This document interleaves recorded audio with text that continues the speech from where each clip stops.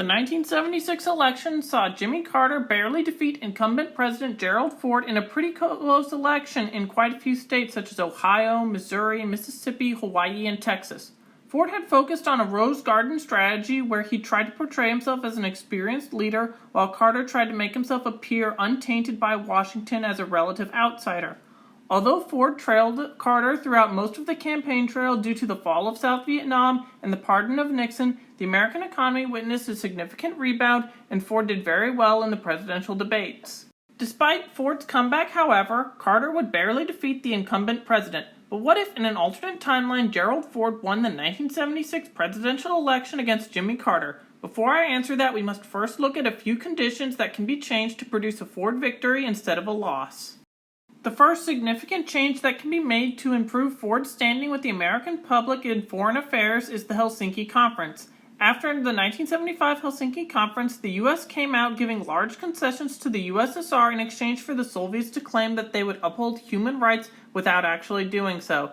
This also prompted the Soviets to start sending combat troops into Africa after Castro started to make Brezhnev look bad by being the main communist intervention force in the world instead of the Soviet Union.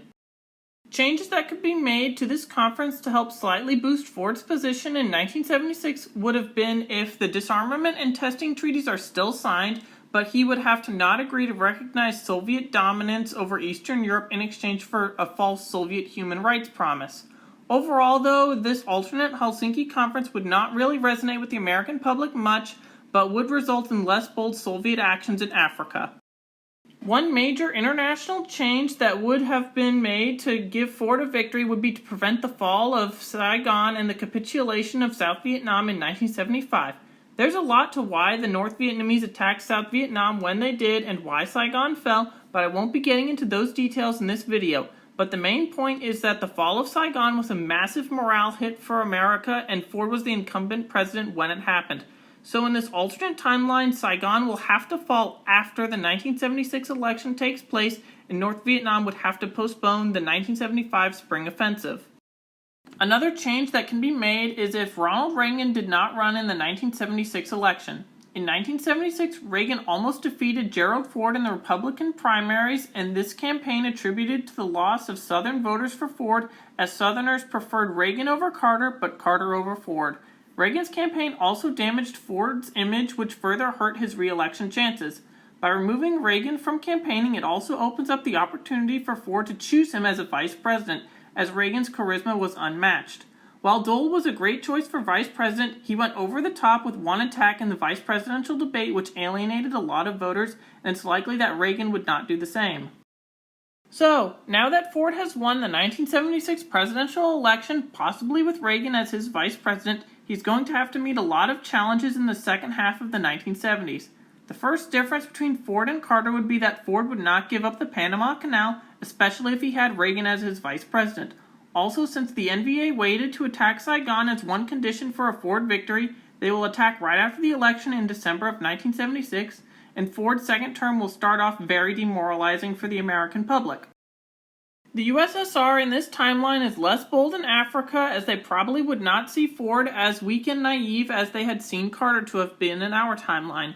But with that said, the Soviets still send advisors into Angola, Mozambique, and Ethiopia, but probably not combat ground troops. Instead, the Soviets remain humiliated by the Cubans regarding spreading communism. At least this is the situation in the 1970s and would probably change in the 80s.